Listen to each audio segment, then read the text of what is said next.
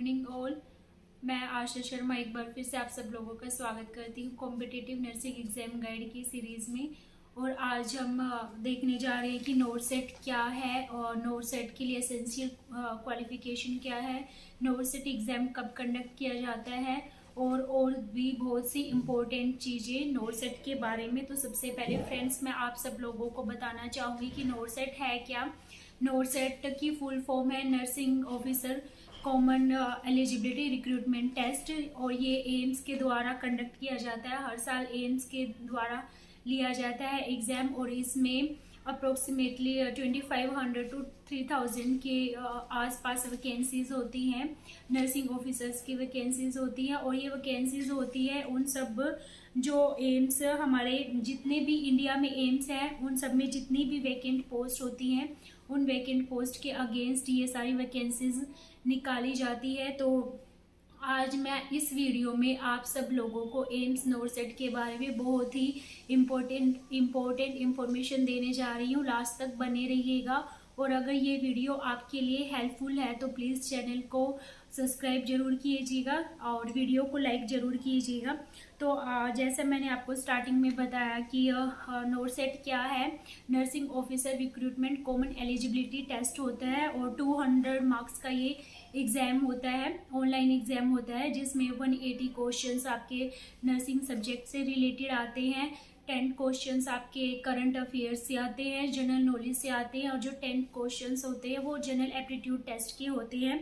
तो फ्रेंड्स कौन कौन इसके लिए अप्लाई कर सकता है, एज लिमिट क्या है इसकी, तो मैं आपको बता दूं कि नोट सेट को अप्लाई करने के लिए जो एज लिमिट है वो 18 to 30 ईयर्स है।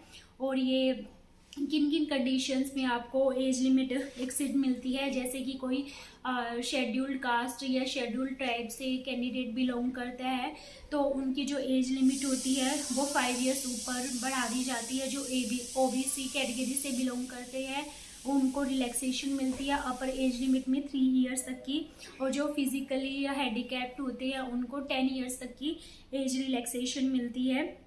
तो ये एज रिलैक्सेशन है कि किन किन कैंडिडेट्स को एज रिलैक्सेशन मिलती है।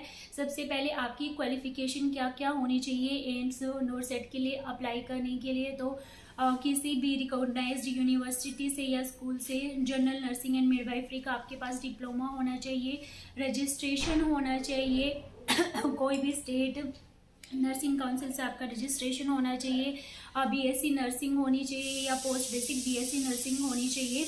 ये सब लोग एम्स नोट सेट के लिए अप्लाई कर सकते हैं। प्लस में आपको 2 ईयर्स का एक्सपीरियंस चाहिए विद मिनिमम 50 बेडेड हॉस्पिटल में आपका 2 ईयर्स का एक्सपीरियंस होना चाहिए। जब आप अपनी डिग्री या डिप्लोमा कंप्लीट कर लेते हो तो वहाँ से आपका 2 ईयर्स का एक्सपीरियंस होना चाहिए। तो ये एसेंशियल क्वालिफिकेशन है एम्स नोट सेट को अप्लाई करने में। और मैं आपको फीस स्ट्रक्चर बता देती हूँ। जो हमारे जनरल या ओबीसी कैंडिडेट्स हैं उनको फॉर्म की फीस 3000 है। एससी या एसटी कैंडिडेट्स हैं अगर वो फॉर्म अप्लाई जो ऑनलाइन फॉर्म अप्लाई करना है फॉर्म की फीस 2500 है। और जो पर्सन विद फिजिकल डिसेबिलिटी वाले पर्सन होते हैं उनको ये फीस एग्जम्प्ट कर दी जाती है और आप ऑनलाइन पे कर सकते हो फीस को फॉर्म भरने के लिए। तो मैं आपको बताती हूँ कि कौन कौन से एम्स हैं जिनके लिए आप अप्लाई करते हो। आपकी रैंकिंग के अकॉर्डिंग ही आपको एम्स मिलता है। जो एग्ज़ाम कंडक्ट किया जाता है उसमें आपकी जो रैंकिंग होती है उसके हिसाब से आपको एम्स मिलता है। टोटल 11 हॉस्पिटल्स है जहाँ पे आपकी प्लेसमेंट हो सकती है। सबसे पहले AIIMS Bathinda, AIIMS Bhopal, AIIMS Bhubaneswar, AIIMS Bilaspur, AIIMS Deoghar, AIIMS Gorakhpur, AIIMS Vijaypur जो कि जम्मू कश्मीर में है, AIIMS Jodhpur, AIIMS Kalyani, AIIMS Mangalagiri, AIIMS Nagpur, AIIMS new Delhi, AIIMS Patna, AIIMS Raebareli, AIIMS Raipur, AIIMS Rajkot, AIIMS Rishikesh, AIIMS Bibinagar, doctor RML hospital जो कि दिल्ली में है और सफदरजंग हॉस्पिटल जो कि दिल्ली गवर्नमेंट का रन हॉस्पिटल है, वहाँ पे आपकी प्लेसमेंट होगी। तो जो मोड ऑफ एग्जामिनेशन है वो ऑनलाइन है। आपको टोटल 200 क्वेश्चंस दिए जाएंगे। ऑब्जेक्टिव टाइप क्वेश्चंस होते हैं, मल्टीपल चॉइस क्वेश्चंस होते हैं और आपको 3 आवर्स का टाइम दिया जाता है क्वेश्चंस को अटेम्प्ट करने के लिए। जो लैंग्वेज है इसके लिए वो इंग्लिश है और हर क्वेश्चन का 1 मार्क होता है और 0.25% की नेगेटिव मार्किंग होती है। मतलब कि आपके 3 रॉन्ग आंसर्स होने पे आपका एक जो सही आंसर होगा वो डिडक्ट हो जाएगा। तो 0.25 की आपकी नेगेटिव मार्किंग होती है। नर्सिंग से आपके 180 क्वेश्चंस आएंगे, इंग्लिश के 10 क्वेश्चंस आएंगे, जनरल इंटेलिजेंस, एप्टीट्यूड या जीके में से आपके 10 क्वेश्चंस आएंगे। तो जनरल अवेयरनेस में से आपको कहाँ कहाँ जाना है एम्स नोरसेट प्रिपेयर करने के लिए, तो करंट अफेयर्स आ सकते हैं, नेशनल और इंटरनेशनल न्यूज़ अपडेट आ सकती है, इंडियन पॉलिटिक्स आ सकती है, हिस्टोरिकल प्लेसेस आ सकते हैं, इंडियन पार्लियामेंट से रिलेटेड क्वेश्चंस आ सकते हैं, इंडियन रिवर से रिलेटेड क्वेश्चंस आपको आ सकते हैं, सिविक्स से, टूरिज्म से, फेमस ऑथर्स और बुक्स पूछ सकते हैं आपसे, कोई भी फेमस डेट हो सकती है, कोई भी फेमस पर्सन हो सकता है, उसके बारे में आपसे पूछ सकते हैं।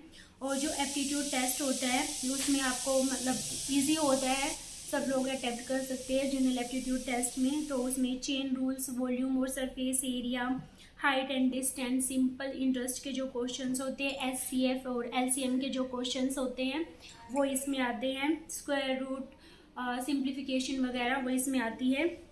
जनरल इंग्लिश में इजी क्वेश्चंस आते हैं, जैसे कि sentence completion, filling the blanks, joining sentences, vocabulary और एरर करेक्शन, स्पॉटिंग एरर्स, ये वगैरह सब आते हैं।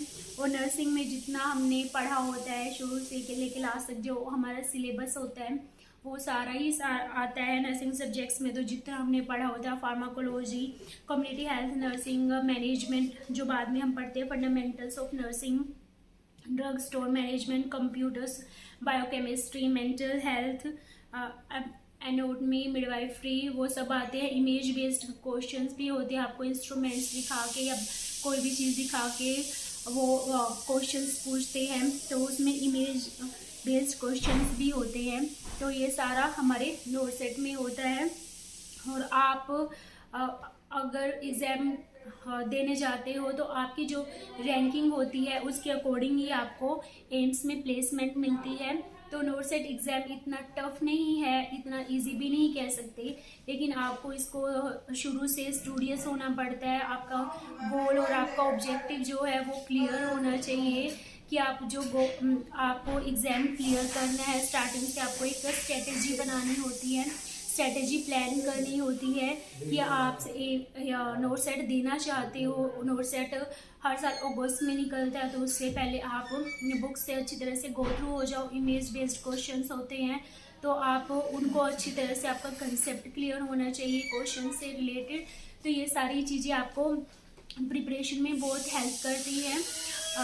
आज की वीडियो में मैं इतना ही बताऊंगी। अगर आपको नोरसेट से रिलेटेड कोई भी क्वेरीज है, कोई भी क्वेश्चंस है, तो आप कमेंट्स में मुझे डाल सकते हैं और मैं आपकी कमेंट्स के अकॉर्डिंग जो नेक्स्ट वीडियो है वो बनाऊंगी। और अगर आपको वीडियो पसंद आई हो तो प्लीज़ चैनल को सब्सक्राइब कीजिएगा, ताकि मैं आपको और ऐसी वीडियोस के थ्रू और इन्फॉर्मेशन दे सकूं। Thank you.